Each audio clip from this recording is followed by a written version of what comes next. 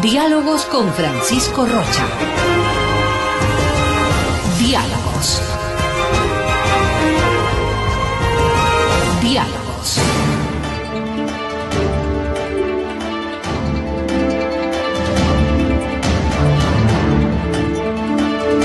Buenas tardes, amigos, estamos ya iniciando Diálogos. Saludo a los amigos de la radio 920 AM, la radio de la gente, Radio Democracia, y nuestros amigos que nos siguen en el canal de YouTube de Democracia TV. Está, como les habíamos anunciado, con nosotros el doctor Agustín Grijalva. Él es candidato a rector de la Universidad Andina, pero además catedrático de años, ha dictado clase en esa universidad, ha dictado clase en la Universidad Católica, donde se educó. Estudió también en el Colegio San Gabriel. No es que me conste, pero fue compañero de grandes amigos, a los que saludo también, amigos de él también. Agustín, bienvenido, buenas tardes. Comencemos por un tema. ¿Qué motiva a que tú este momento presentes la candidatura a rector de la universidad? Y luego vamos un poco a ver cómo llegas a esta candidatura. Bienvenido nuevamente, gracias, Agustín. Muchas gracias, Francisco. Realmente yo valoro mucho el poder participar en un espacio comunicacional tan importante como este, de manera que reitero mi agradecimiento. Bien, me parece que la razón fundamental tiene que ver con la transición. Una vez que terminó el periodo del doctor Enrique Ayala, se produce la candidatura que apoyamos del doctor César Montaño Galarza, y allí, como es de conocimiento público, hubo una confrontación, en realidad una diferencia fundamental con el gobierno, en la cual incluso estuve involucrado, porque yo redacté el informe de minoría dentro del Consejo de Educación Superior, sosteniendo la juridicidad de la designación de César Montaño. Lamentablemente, a mi modo de ver, por razones políticas, no jurídicas, César no pudo asumir el rectorado, pero no ejerció el rectorado. No lo ejerció, correcto. Eso sería lo preciso, porque tanto... Fue electo, designado, así es, pero no fue reconocido por el Parlamento Andino, con una parte de un nuevo Consejo Superior, y en definitiva por el propio Consejo de Educación Superior. Y entonces luego de esto se produce un problema, porque se encarga el rectorado a Jaime Breil, y allí, respecto a la forma como debíamos manejar la transición, comienzan a surgir diferencias al interior de la Universidad Andina. Y fruto de esas, yo veo mi candidatura como fruto de esas diferencias. La candidatura se produce solo ese momento en que nos damos cuenta que tenemos visiones distintas sobre esa transición, e incluso sobre la universidad misma. Ese para mí es el origen fundamental de la candidatura. Sí, así es. Una cosa que quisiera que nos cuentes antes de seguir, ya sabemos por qué estás de candidato. Tú, además de estudiar en la Católica y fuiste a estudiar en los Estados Unidos también, hiciste ahí un PhD, un doctorado. Un doctorado, sí. ¿Cuál es la especialidad? Es un doctorado en ciencia política. En ciencia política. Sí. Agustín, uno cuando escuchaba la posibilidad que tú seas candidato, decía, era un candidato que sale de las entrañas mismos de la Universidad Andina, has acompañado mucho. ¿Eso no te llevaba a tener un poco de mayor generosidad para encontrar una salida de mejor manera, que generando una sensación de que está siendo, si no candidato del régimen, utilizado por esa imagen? No, en absoluto, porque primero, como tú bien indicas, son 23 años que yo he estado vinculado a la universidad, ¿no? De manera que he puesto todos esos años de mi vida en este proyecto. Para mí es fundamental. Y luego, en algunos momentos efectivamente se planteó la posibilidad de una candidatura única. Algunos colegas barajaban esa posibilidad, pero a raíz de estas diferencias que fuimos detectando, ¿no es cierto?, sobre la visión de la universidad y el manejo de la crisis, vimos que, por el contrario, lo más sano en términos democráticos era que en un proceso de debate, de discusión, se presenten estas distintas visiones y la comunidad universitaria decida. Desde nuestra visión, en el manejo de la crisis hubo deficiencias graves, ¿no? Se alargó demasiado, de hecho, muchos miembros de la comunidad universitaria están cansados, frustrados. No siempre se hizo, a nuestro modo de ver, lo adecuado, ¿no? A veces, no sé, yo recuerdo las primeras reuniones hacia febrero con Jaime Breil, le decía, mira Jaime, aquí tenemos el tiempo marcado, ¿no? Porque los estudiantes están solamente hasta cierta fecha. Claro, y había un cronograma, por ejemplo, Jaime tenía que viajar a Colombia también, avanzar las negociaciones, eso nunca se hizo. En lugar de eso se hizo una visita académica al Brasil de 2 semanas, se retiró de forma inconsulta la demanda ante el Tribunal Andino de Justicia, y algo fundamental para mí que destacado, que en las negociaciones con el senador Duque también, ya avanzado el proceso, no derivó esto en un documento.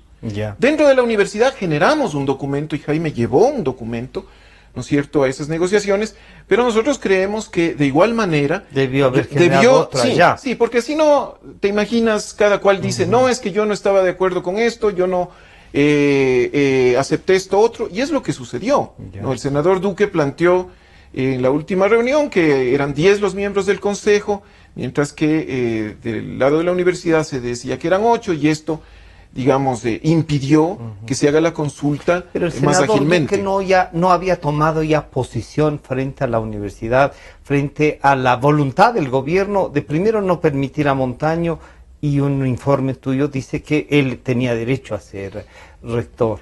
Entonces, se veía desde ese momento en el que tu propio informe dice que no hay problema en que sea el rector, se veía una manipulación, y el gobierno ejerció presión en Bolivia, ejerció presión en Colombia, ejerció presión en el Perú, el canciller asomó. No era el momento te insisto, de tomar una posición, si bien en ese momento estabas en el CES, de tomar una posición un poco distante a quien quería intervenir, como ha intervenido en todo? No, nosotros nunca tuvimos la misma posición del gobierno o del senador Duque. Nosotros sostuvimos hasta el final, ¿no? En mi caso consta en mi renuncia al CES la legalidad, la juridicidad de la designación de César Montaño, hasta el último, es decir, durante un año.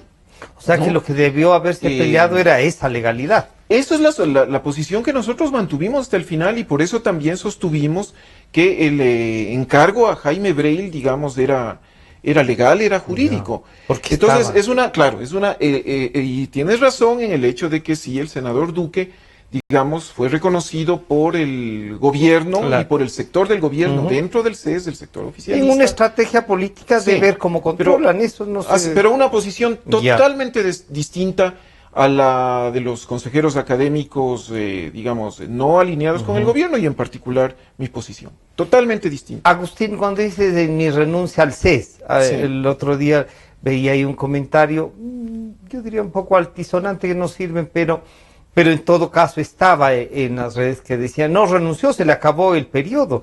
O sea, no hable de renuncia, doctor Grijalva. Y yo creo que has hecho bien en poner ahí, en insistir.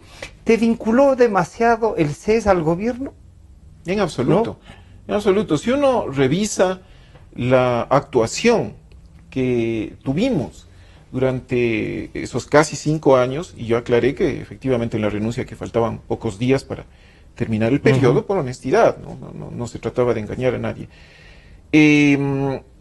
Vemos que nuestra posición ha sido una posición independiente y crítica, ¿no?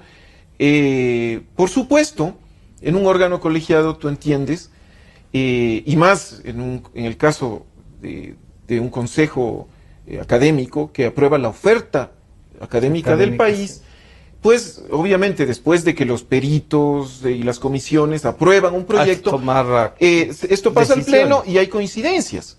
De manera que la mayoría, si uno revisa el récord, la mayoría de coincidencias, y por eso hay un número importante de coincidencias con el sector oficial, porque nosotros no podíamos paralizar la oferta académica. Si pasa los estándares académicos normativos, pues hay que aprobar. En temas de normativa, uno diría, es lógico, si ya se ponen de acuerdo, los informes están, sí, pero y en temas candentes también, en temas con tu voto. Sí, precisemos, en temas de oferta académica, ¿no? En esos, aprobación obviamente. No, en los otros temas hubo importantes diferencias. Podemos examinar algunas, ¿no? En el reglamento de escalafón. Nosotros votamos en contra de la parte central del reglamento de escalafón porque nos pareció que era demasiado rígida, demasiado cerrada, irreal. Esto está reconocido por los medios, por los medios de comunicación. Pero además era irreal para las propias universidades. Pero ahí hay un tema. Por ejemplo, sí se reconoce en el medio que ustedes votaron por una parte central que era rígida.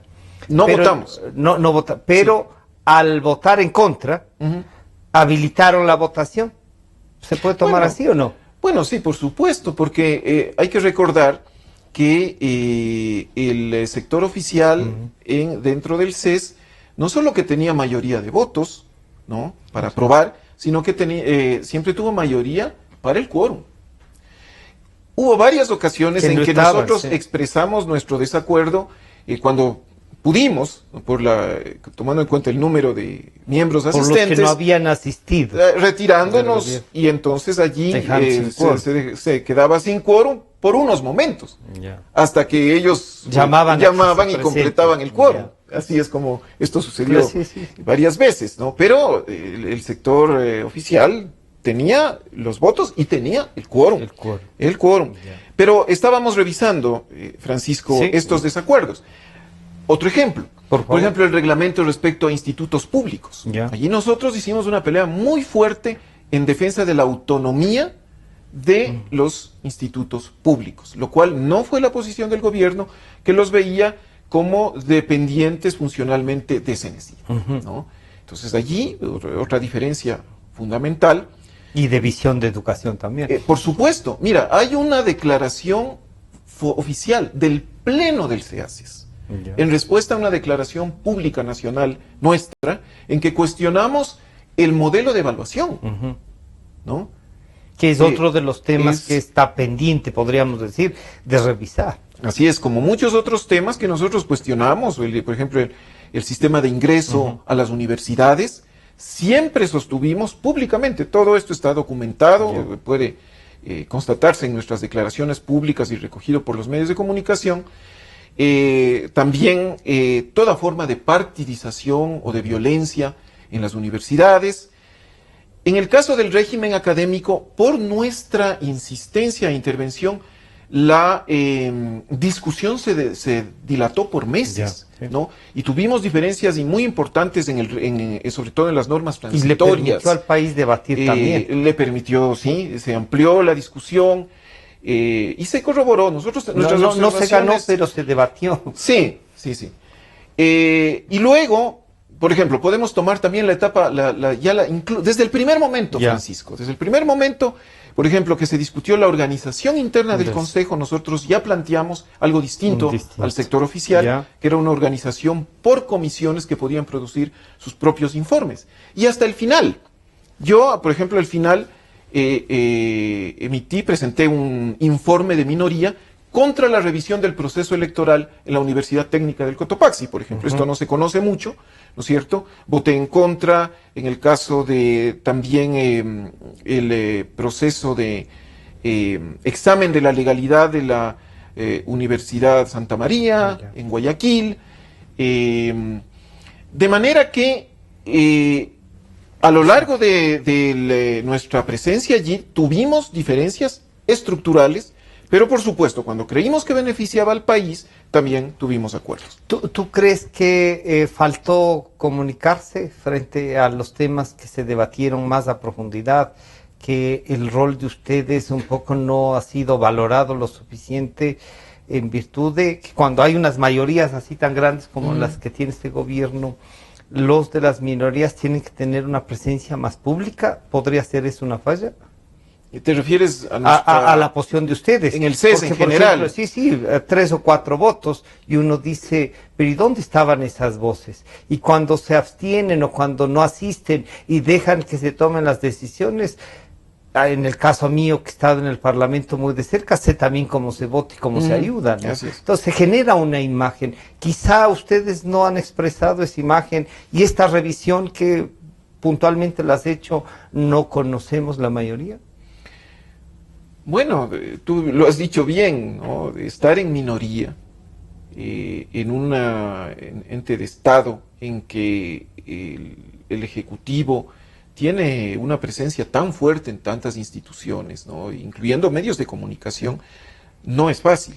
De manera que fue poco a poco que nosotros fuimos efectivamente apareciendo con más fuerza en la opinión pública. Y la designación de César Montaño fue otro ejemplo, quizás la más fuerte, en que esto fue notorio. Pero aparte de eso, si uno revisa, hay editoriales, hay declaraciones de líderes de opinión, de académicos, que reconocen, ¿no?, esta línea crítica, independiente, ¿no? De manera que sí, esas son las desventajas de la minoría, claro. y por supuesto a veces pero también puede ser una ventaja estar en minoría para dejar puntualizado muchas cosas y dejar por lo menos así pierdan sentado en el debate que hay algo pendiente, que les ganaron por número, no por ideas. Tratamos siempre de hacerlo, consta en las actas, consta en grabaciones de audio y video, consta en declaraciones públicas, ¿no? De manera que esto ya quedará para la historia de la educación superior en el país. Y ya te invitaremos para hacer una revisión de cómo ha sido Pero ahora volvamos. Yo no he tenido problema en decir que, por ejemplo, en defender al doctor Montaño, en decir que a mí me parecía una cosa grotesca que intervengan, y que además a mí me parecía mejor, porque una de las críticas era que el título es de esa universidad. ¿Y de qué mejor universidad querían? Hay otras en el mundo, sí, pero esta que tenemos, que ha costado esfuerzo, le daba un plus adicional, que alguien nacido ahí, con otros estudios también, salga. ¿Esa defensa la hiciste tú o un poco desde el CES dijiste, no es un tema mío, ya está mi informe, reconozco que está legal? ¿No se sintieron un poco, cómo te digo, huérfanos de tu presencia en la Andina? No, en absoluto. Y yo creo que eso le consta al país. Yo, como digo, redacté el informe de minoría, que fue ampliamente difundido por medios de comunicación y sirvió de fuente a muchos compañeros que también entraron en esta defensa al interior de la universidad, en el que, digamos, el argumento fundamental es que a la fecha en que César se inscribe, no le era exigible el requisito de doctorado. Entonces, incluso no cabía allí la discusión si el doctorado era... ¿De qué universidad era? No tenía sentido. Ninguna de las dos cosas estaban ahí como requisito. Entonces, eso es lo que se dice en ese informe. Entonces, César podía inscribirse en ese momento, no estaba en vigencia el requisito, y por tanto su posterior designación como rector tiene pleno valor. Pero no solo eso, sino que esto lo declaramos públicamente. Recuerdo que cuando René Ramírez anunció al país la decisión de la mayoría, totalmente distinta a la nuestra, nosotros incluso allí tuvimos que aprovechar, casi asaltar la presencia de medios para decir, pero un ratito, aquí hay otra posición, ¿no? Y todo el tiempo coordinamos incluso para facilitar que los compañeros de la Andina se expresen, ellos incluso a través de comunicaciones, cartas, las asociaciones nos manifestaron su agradecimiento, y luego posteriormente también peleamos para que el CES no invada competencias de otros órganos y no desconozca a César Montaño, ¿no? De manera que allí tuvimos una actuación que también explica por qué el CES durante varios meses no se pronunciaba, no se pronunciaba, aunque había ciertos Se sabía por dónde podía venir, sí, pero no había una cosa oficial. Efectivamente. Y luego, posteriormente, cuando el gobierno amenaza con retiro de rentas, Claro. nosotros salimos Cosa al paso que sí se ha hecho. con declaraciones, sí, pero salimos nosotros al paso con declaraciones públicas diciendo, vea, usted no puede violar la Constitución, ¿no? Refiriéndonos al Claro. presidente Correa, ¿no? De manera que, igual en cuanto al manejo de recursos para becas, de manera que nuestra defensa de la andina y la mía en particular ha sido permanente, ¿no? Ha sido permanente, sistemática y está documentada. Agustín, esta candidatura, como te decía, puede generar, no solo por tu presencia en el CES, por los grupos que te pueden respaldar, con todo y legítimo derecho, ¿no te genera a ti mismo la sensación de que están usando tu nombre vía gobierno para la candidatura, teniendo todos los méritos para ser, pues, al igual que el doctor Montaño, creo que nacen de las entrañas, y yo inicié diciendo esto, para ser rector de la universidad? ¿No te genera a ti también un poco esa idea, como dirían en mi tierra, esa cochina duda de que están usando tu nombre? Mira, Francisco, yo soy una persona que no se deja usar de nadie, ¿no? Uh-huh. Yo a lo largo de mi vida más bien he tenido dificultades y creo que he perdido supuestamente oportunidades por mi independencia, ¿no? Al propio René Ramírez, yo algún momento se lo expresé, le dije, si yo llego a ser rector de la Andina, tú tienes que estar consciente de que las críticas a tu gobierno van a continuar, porque hay mucho que es crítico. Y la producción de la universidad tiene hay mucho que es criticable, y porque las universidades son para criticar a cualquier gobierno y para mantenerse siempre independiente de los partidos políticos. Yo toda mi vida he sido un académico, yo estoy convencido que en la universidad el sentido de la autonomía es que la actividad académica no puede ser de carácter partidista, y allí incluyo también la adscripción a cualquier gobierno o a cualquier partido político, porque entonces desnaturalizas el funcionamiento, el sentido de una universidad. Pero no les puedes abstraer, en cambio, a los académicos que no tengan su militancia, que puedan hacer, ¿no es cierto? Y que puedan expresar y hacer los planteamientos desde la universidad. Sí, claro, sería absurdo. Y eso se ha hecho. La universidad es un actor social, es un actor político. Los docentes y todos los miembros de la comunidad universitaria tienen total derecho, pues, a la militancia política que ellos elijan. Escojan. No, claro, por supuesto. No me refiero a eso. Sino que como institución adhiera algo. En la dirección de la universidad no puede imponerse una lógica partidista. Mira, reflexionemos. ¿Por qué es tan grave? ¿Por qué es tan grave que un gobierno controle una universidad?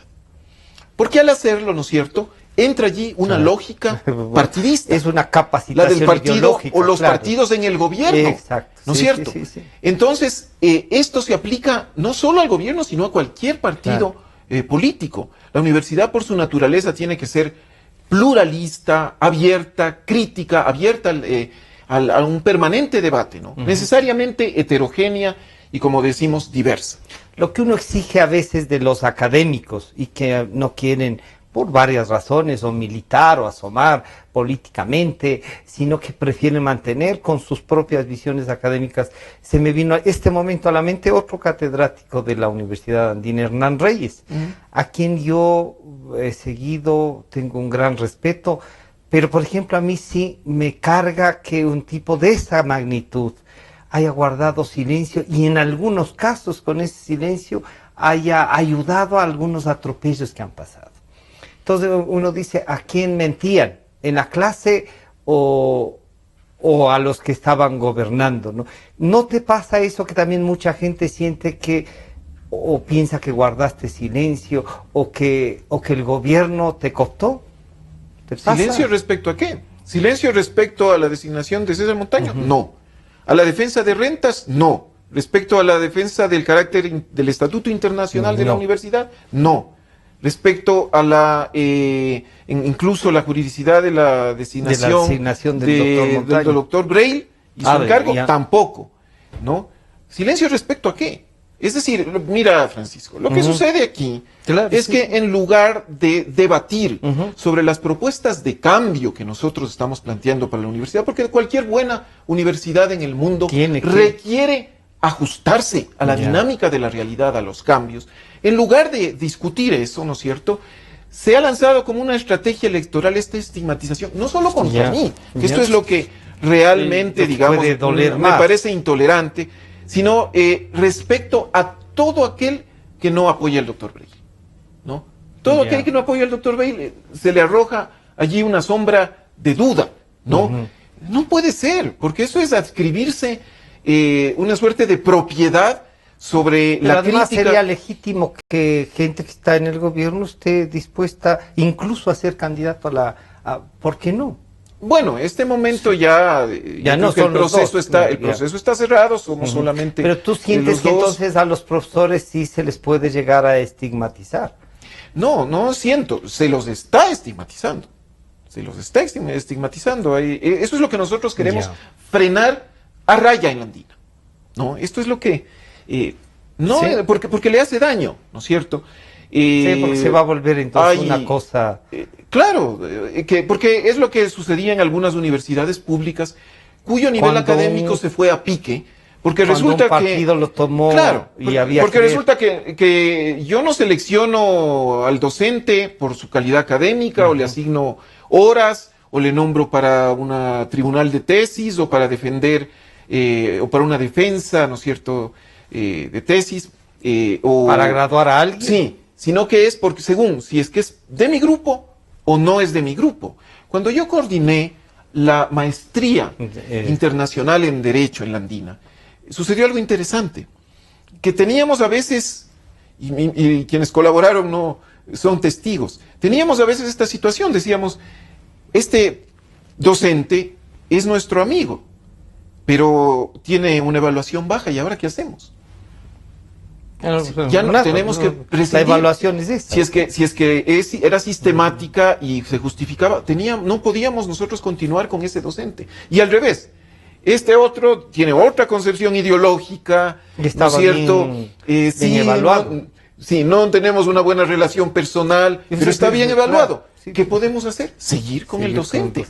Esa es la lógica académica que tiene que imponerse sobre cualquier lógica partidista, ¿no? Lamentablemente en la Andina están comenzando brotes de esta lógica partidista. Y eso no es Entonces, eso sí nos preocupa profundamente porque eso es lo que va a erosionar a la Universidad Andina.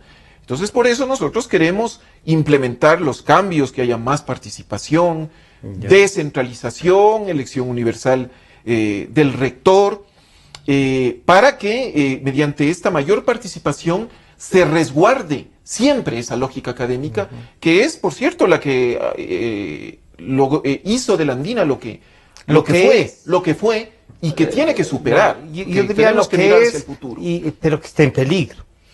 Eso es lo que hemos dicho. ¿O tú crees que ya hubo un rompimiento? ¿Tú sí crees sientes que hay un rompimiento? Porque a mi criterio, te digo, cuando tú dices lo que fue, yo te digo lo que es, porque uno siente, cuando uno ha pasado, yo soy campeón para tomar los cursos que ustedes hacen abiertos, para repensar permanentemente uno dice, en esta universidad tiene varias visiones, y las hay, y con fuerza, ¿no? Es lo valioso. Y ese es lo valioso de la universidad. Pero también hay una construcción de un grupo humano que se la jugó, y que uno esperaría que no refunden, sino que los respeten, ¿no?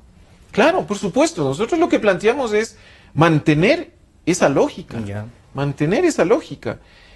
Por supuesto que la universidad sigue siendo un referente fundamental y tiene, de gran valor en el presente, pero como tú bien dices, lo que nos preocupa es que está en grave riesgo. Y tú preguntabas del origen de la candidatura. Sí. Nuestra candidatura es una defensa radical de esa calidad académica.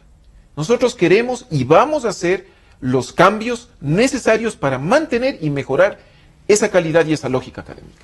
Vamos a hacer un pequeño corte ahora.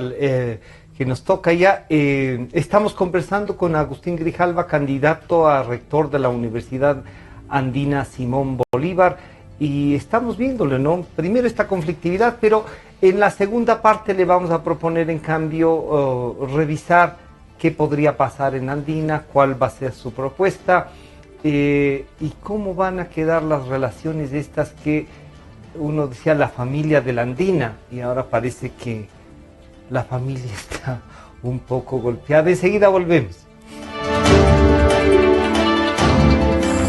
En un momento regresamos con Diálogos por Democracia M y Democracia TV. Democracia. Sobre la emergencia de gas y energía que se está viviendo en la costa Caribe. Democracia. Rusia retoma críticas por retenidos en base naval de Estados Unidos. Democracia. Formulé el primer pedido histórico de perdón a las víctimas de las graves violaciones de los derechos humanos. Democracia. Solo noticias. Sentimos lo que la gente siente, amor, desamor, alegrías inmensas. Decimos lo que la gente quiere, pasión, discusión, democráticamente. Democracia, la radio de la gente. Democráticamente, la radio de la gente. Democracia, la radio de la gente. Democracia. Desde el Distrito Metropolitano de Quito, Cadena Democracia, la radio de la gente. Francisco Rocha está de vuelta con Diálogos por Democracia M y Democracia TV.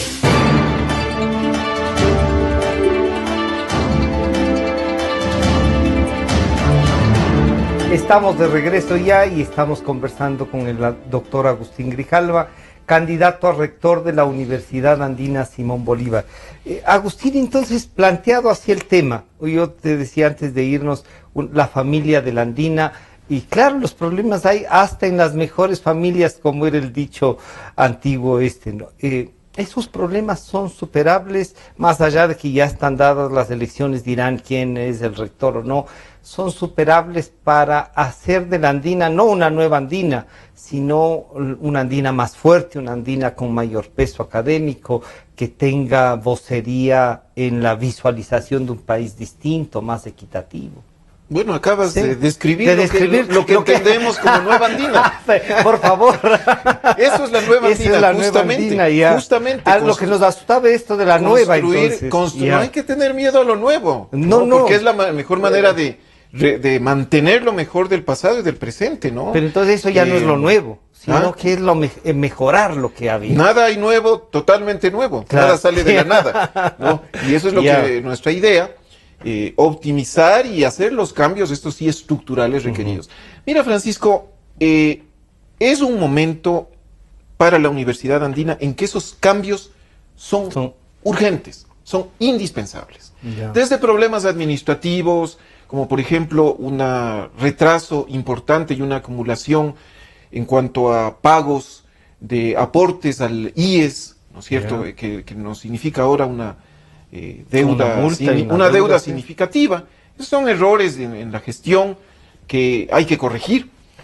Desde esto, ¿no es cierto?, hasta el hecho de que la universidad, luego de defender durante un año su autonomía, no puede quedar en una situación estática que implique, digamos, no aumentar la participación. El corolario, la consecuencia natural, lógica de este proceso es la mayor participación de docentes, de administrativos, de estudiantes, de graduados, es decir, el cogobierno. ¿No? El cogobierno histórica y estructuralmente es parte de la autonomía universitaria. Y en Así Andina, se generó la autonomía. Sí. Y entonces, y en Andina no está desarrollado. Nosotros planteamos en la nueva Andina, en la nueva Andina. Tú insistes en que va a ser una por nueva. Por supuesto. Yo es espero cambio, que sea. Es un cambio estructural. Sabes que quizá eso te vincule entonces con el régimen. ¿Por qué? Porque Si ellos han refundado todo. Pero en las palabras. Nada había construido antes y todo hay que hacerlo nuevo. Bueno, yo te invito a que tú revises lo que he escrito y lo que he dicho estos últimos años, ¿no? Respecto justamente ciertas críticas al gobierno. Y entre mis críticas están estas, que yo llamo una suerte de neodesarrollismo, ¿no? Que es aparentar cambios y en realidad no hacer en algunos casos un nuevo sistema, así es, un nuevo sistema, problemas. Un nuevo sistema judicial, por ejemplo, he dicho yo, es un sistema judicial independiente y profesional. Podemos tener hermosos edificios, pero eso no es lo esencial de un sistema judicial. Porque juez es un juez, ¿no? Y podríamos mira que ahí tienes a otro abogado de la Andina, ¿no? El doctor Jalca. ¿Así? Que se fue del consejo. Porque había pluralismo, ¿no es cierto? Y tiene que seguirlo habiendo. No, y tiene que ser. Entonces, o sea, ¿por qué no han de ser si son buenos maestros y catedráticos? Tienen que estar. Pero además uno reconoce a ese, así sea de la oposición o del gobierno, de quien sea, uno reconoce un buen maestro, ¿sí o no? Por supuesto, pero como digo, tiene la universidad que manejarse con una lógica académica, no academicista. ¿No? Sí, nosotros tenemos, no se trata de darle la espalda a la sociedad, a la realidad política. Todo lo contrario, la universidad es un espacio de debate, un foro nacional al más alto nivel. Eso tiene que ser. ¿Para qué? Para que encontrar soluciones a los problemas más graves del país. Esta es nuestra concepción de universidad. ¿Vas a vincularles y de llegar al rectorado más a la ciudadanía para encontrar propuestas de resolución de sus problemas? ¿Eso? Toda la actividad universitaria debe estar cruzada horizontalmente por esta vinculación a la comunidad, a la colectividad. Porque una universidad que no tenga función social no es universidad. Y algo que también positivo de la Andina ha sido su atención, su compromiso con nuestra realidad, con la realidad ecuatoriana y andina. Eso hay que mantenerlo y fortalecerlo. Por ejemplo, a través de la investigación.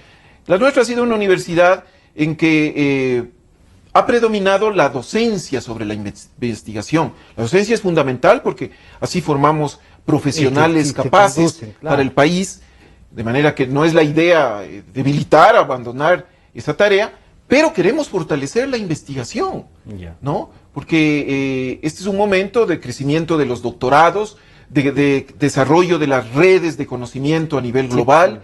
Entonces, el PhD se convirtió en requisito, ¿no? Sí, bueno, estas son las rigideces de las que hablábamos, ¿no es cierto? En el momento anterior. Agustín, en esta visión, una de las críticas ha sido que hay demasiados estudios sociales en Andina y menos técnicos, pero cuando uno descubre que no, pues hay temas de salud, hay temas, otros temas adicionales. ¿En eso ampliarías tú la parte académica para otras áreas, las que están hay que fortalecerlas? ¿Cómo miras tú eso? Bien, yo creo que, claro, es necesaria una evaluación, pero el criterio, el principio es que la oferta tiene que ser pertinente. ¿Qué significa esto de pertinencia? Tiene que adecuarse a las necesidades, a las demandas sociales, justamente. Y allí otro desacuerdo con el gobierno. Con el gobierno. Sí, que lo tuvimos permanentemente en el CES. Justamente cómo se percibía allí la pertinencia, que era muy apegado, muy adscrito al plan de desarrollo, al plan de Vuelve a Vivir. Nosotros decíamos, no es así. Tenemos nosotros que atender a las demandas de la sociedad.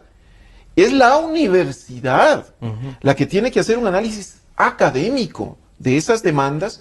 Y por supuesto, en ese diálogo también puede entrar el gobierno, el sector privado, las organizaciones sociales. Para que la universidad vea qué hace, ¿no? Por supuesto, pero no se puede decir, no, usted tiene que aprobar solo esta oferta que corresponde al plan de desarrollo. Eso es una violación de la autonomía académica que la Constitución garantiza.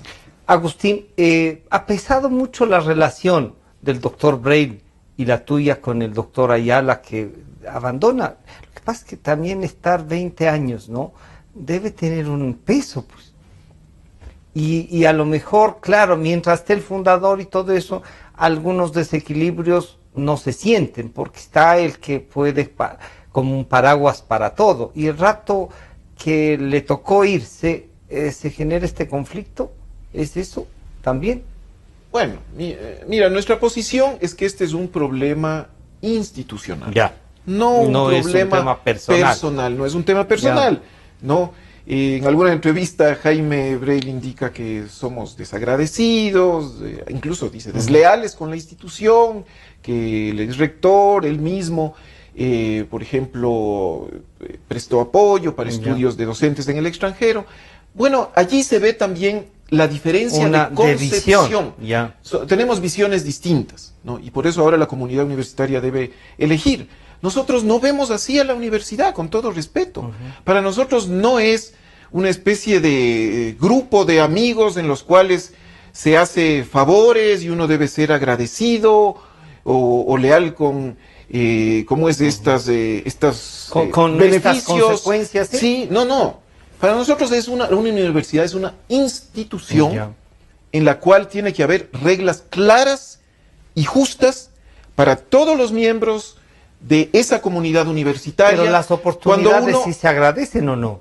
Son oportunidades que se producen, las puede desarrollar, se producen en el desarrollo de una carrera docente. Si tú reúnes los requisitos, si la institución analiza, ¿no es cierto?, en base a sus políticas y a sus normas, que debe apoyarte, ¿este es el mejor candidato? Tiene que hacerse, independientemente de la relación personal. Es lo mismo que decíamos hace un momento respecto a la coordinación de la maestría, que te contaba, esa experiencia. Entonces, se está confundiendo niveles distintos, ¿no? No se trata aquí, por supuesto, pero esos niveles distintos, perdón la interrupción, Agustín, no tienen que ver con esto de la familia andina que estaba siendo atacada y que no hemos defendido todos. No, es que la hemos defendido todos. Allí hay otra diferencia. Otra diferencia.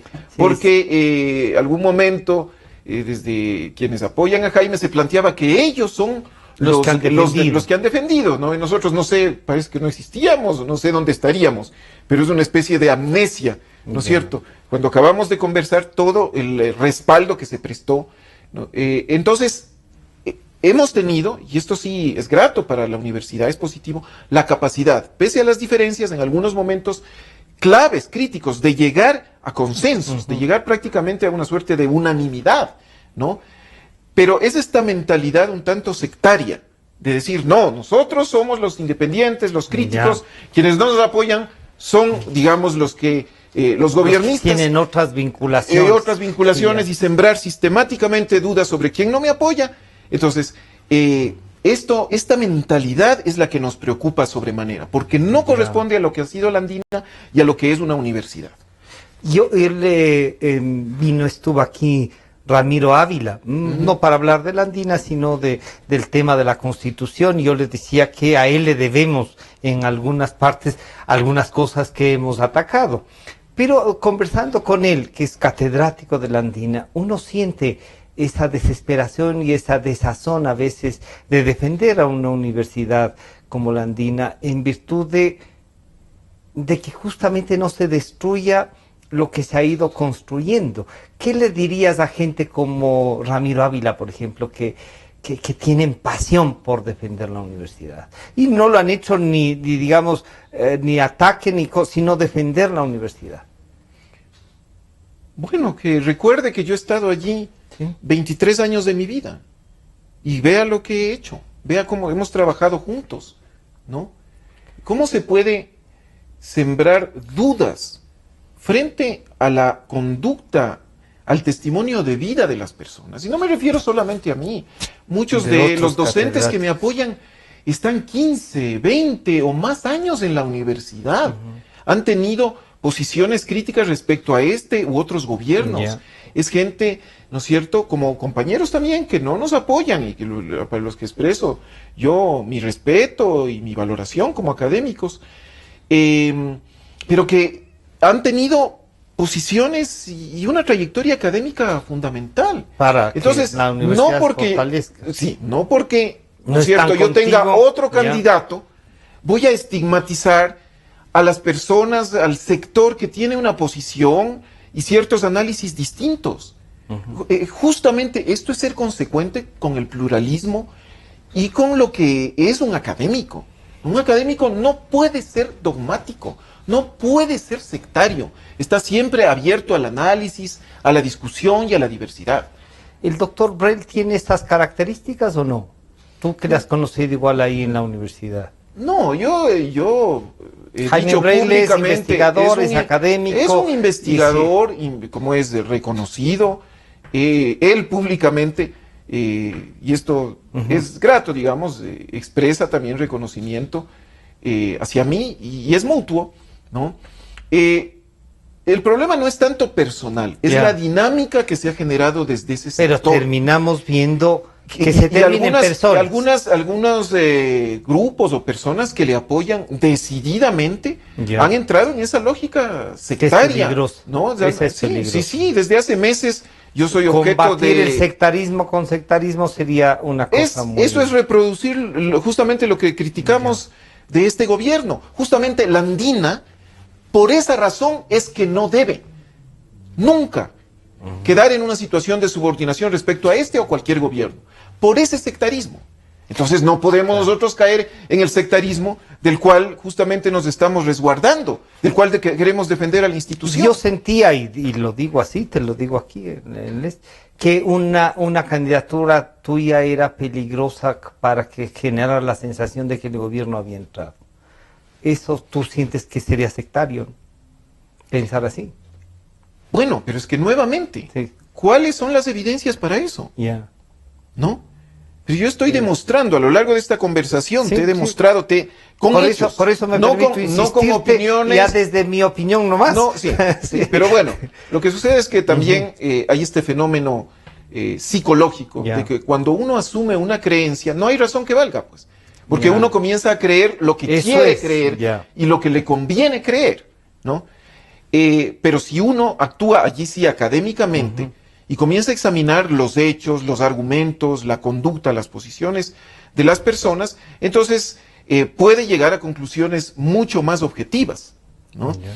Lo que sí es cierto, y esto Jaime, digamos, en algún medio lo presentaba de una manera inadecuada a mi modo de ver. Lo que sí es cierto es que estos 5 años hemos tenido nosotros que tratar con el gobierno desde nuestra posición independiente, crítica, a veces beligerante incluso, a veces de acuerdo cuando hemos creído que eso va con el interés público, con el interés de la Universidad Ecuatoriana.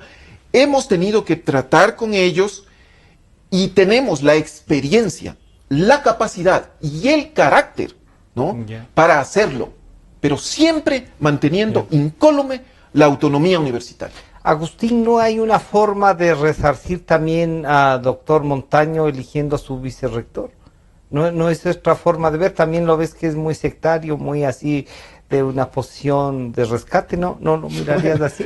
No sé si alguien ha considerado eso y pues supongo que si lo han considerado primero habría que preguntarle al doctor Montaño, pero en general en cuanto a resarcir, esto sí he planteado, luego de que se produzca la designación del rector, del nuevo titular, me parece que tenemos que ir a un proceso, digamos, de nuevos consensos, de diálogo, de acuerdo, pero nuevamente, eso solo es posible en una lógica académica, y en una mente pluralista.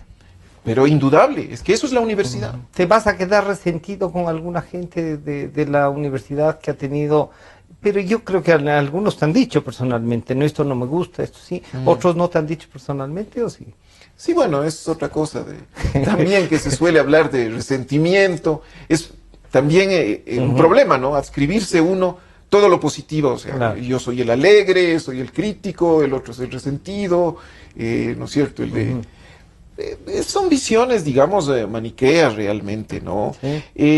Por supuesto, esto ha sido duro para todos porque era una universidad, en la que hay una cohesión importante, en general un respeto, una relación.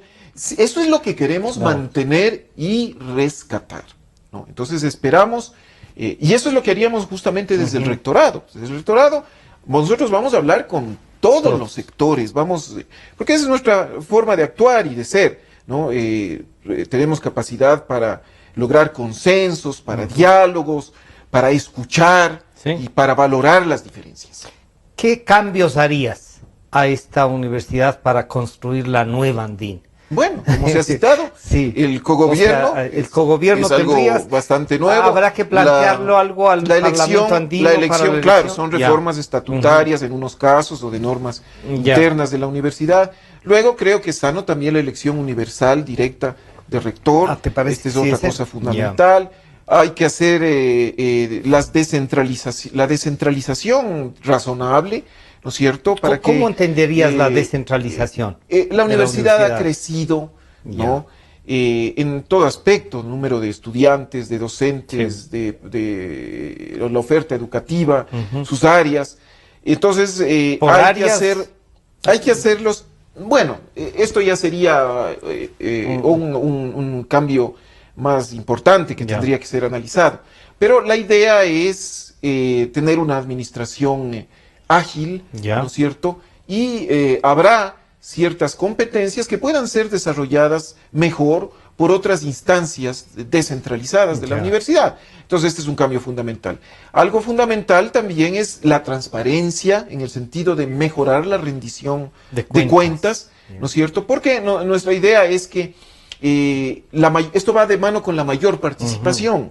Al haber más participación, los miembros de la comunidad universitaria deben ser informados de esto y el país en general, porque no olvidemos que manejamos recursos públicos, ¿no? En la página de la universidad no hay información financiera. Creemos que, aunque seamos un organismo internacional, hay información financiera que es parte de la rendición de cuentas. ¿Mantendrías la Universidad Andina en el estado de organismo internacional? ¿Sí? Nosotros defendimos el estatuto de la Universidad Andina como organismo internacional en el CES. Presentamos con Rocío Rueda un informe jurídico en ese sentido, ¿no? Luego alcances a ese informe jurídico, de manera que simplemente estaríamos continuando lo que ya hemos hecho. Entonces, pero sí dices, hay recursos que hay que publicarlos, que la gente pueda evaluar también ese manejo administrativo. Porque por ley, cuando se maneja recursos públicos, esta es la obligación de toda institución que lo hace. Y es sano, ¿no? Para que la comunidad universitaria se involucre de mejor manera, para que haya más participación. ¿Quién sería tu vicerrector, Agustín, si llegan a ganar? Bien, bueno, todo esto habrá que conversarlo, habrá que decidirlo. Por ahora nosotros nos hemos enfocado en las propuestas de cambio, ¿no? Una cosa, por ejemplo, también muy importante, es la cuestión de género. ¿No? Para nosotros, en una universidad, todos los géneros merecen respeto. En el caso particular de las mujeres, creemos que la universidad debe ser un ejemplo para la sociedad. Debe criticar no solo con los textos, no solo con las investigaciones o los escritos, con el descubrimiento con su práctica debe ser un ejemplo de trato igualitario, respetuoso, de igualdad de oportunidades y equidad. Ahí te podrían decir, ¿estás pensando que eso no ha pasado? Siempre se puede mejorar. Siempre se puede mejorar. Y hay, indudablemente, en la Andina, como en muchas instituciones sociales del país, la nuestra es una sociedad, la ecuatoriana es una sociedad fuertemente patriarcal, me parece, de manera que siempre hay que mejorar. Agustín, ¿te dará la plata el gobierno si llegas a ganar? Bueno, si no haremos relajo. Porque y si no ganas, no le darán a Breil. Por mandato constitucional. Igual haremos relajo. Bueno. Igual. Porque yo recuerdo, soy constitucionalista. Eso es un mandato constitucional. Nosotros en una declaración pública criticamos directamente al presidente Correa, que en alguna sabatina él se expresaba como que fuera dinero de él o que discrecionalmente pudiera ser administrado. Retire, saque, ponga, de reparta. Por sobre él está el mandato constitucional que dice que las universidades tienen derecho a rentas públicas y eso tiene que respetarse y si no es así tiene que hacerse respetar. ¿Hay mecanismos para hacerse respetar este momento en temas de rentas, por ejemplo? Bueno, una crítica que yo he hecho justamente al actual gobierno es la desinstitucionalización. Yo siempre he planteado, no lo estoy diciendo ahora, la importancia de un sistema judicial independiente, de organismos de control independientes. Los mismos consejos de educación superior y SEACES, en mi criterio, deben estar diseñados, organizados, de manera que en ningún caso sea posible que el gobierno de turno los controle. No, deben ser independientes. Para que y eso podría salir entonces desde la universidad una propuesta de reforma. Hay que reformar eso. Me parece que se justifican ciertas reformas a la LOES, por ejemplo esta, ¿no es cierto?, asegurar la independencia de los consejos académicos, porque esto es lo conforme, esto es lo coherente con la autonomía universitaria. Si tú tienes organismos en que hay una mayoría oficial del ejecutivo de turno, claro, eso rompe la autonomía. ¿Qué más le planteas? Estamos terminando, Agustín, gracias por el tiempo y por la franqueza con la que has reflexionado. Uno lo que aspira, te digo, no, los estudios más bien míos en la Andina han sido sectoriales, no un curso académico, digamos ahí. Pero sí he seguido desde el Parlamento Andino, he seguido desde la Comisión de Asuntos Internacionales, la formación y fortalecimiento de esa universidad. Entonces, el afecto y el deseo es que esto salga y salga bien. ¿Qué nos ofreces de entonces a los que estamos expectantes de esto, que estamos fuera de la universidad, pero que estamos expectantes? Sí, bueno, nosotros consideramos que esta transición fue tan compleja, tan dificultosa, que sí llevó a la universidad a una crisis. Pese a que el funcionamiento básico de la administración, de la academia, se mantuvo, pero indudablemente el tener por tanto tiempo indefinida la situación del rector titular, esta confrontación con el gobierno, ¿no es cierto?, la pelea por las rentas, luego el desconocimiento del propio doctor Breil, que durante su periodo finalmente no llegó a una solución del impasse, y luego estas primeras distorsiones en cuanto a lo que debe ser la prioridad de lo académico en una institución, lo que tú has señalado, ¿no?, cierta diferencia, incluso confrontación entre los miembros de la comunidad universitaria, y el paso mismo de los años, ¿no?, la dinámica de la realidad que exige estos cambios, estos ajustes, nos llevan a concluir que sí hay una crisis en la universidad. Esa crisis, la palabra crisis y la palabra crítica tienen las mismas raíces.